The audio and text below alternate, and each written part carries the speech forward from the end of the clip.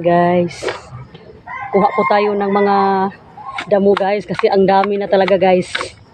Yan ang ating mga damo. Kailangan natin kunin guys kasi mataas na sila guys. Gandang hapon dyan, mga ka-followers ko dyan. Mga ka-viewers. Mga ka-viewers at saka non-followers. Mga FB friends natin guys. Ayan. Samahan niyo po akong mag-cut sa ating mga damo. Sa harapan ng ating bahay. Kasi ang dami na talaga guys. Kailangan na talaga natin alisin. Para magandang tingnan ang ating bakuran. Yan. Medyo mataas na guys oh. Yan guys. Mataas na ating damo. Kailangan talaga natin kunin guys. Guys.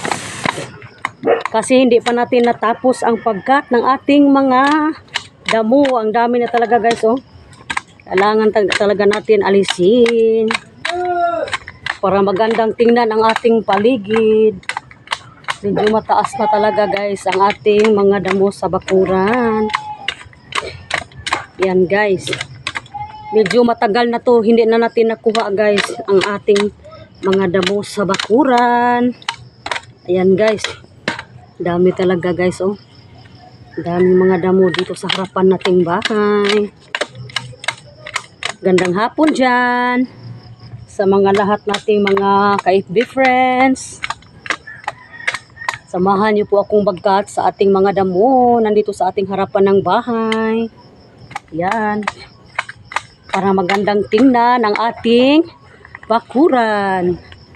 Yan guys. Taas na talaga guys.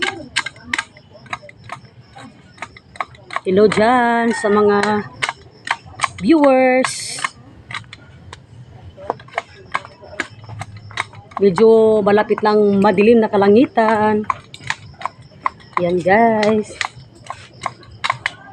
Thank you sa mga supportive natin. Supportive natin na mga followers dyan. Ayan po.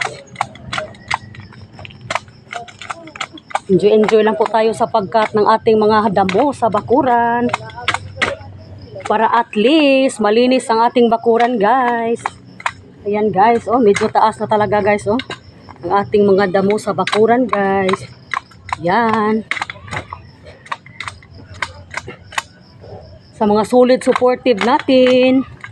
Sa mga walang sawang suporta dyan. Maraming salamat po sa inyong lahat dyan. Sa mga friends po natin na nagsubaybay sa ating mga video.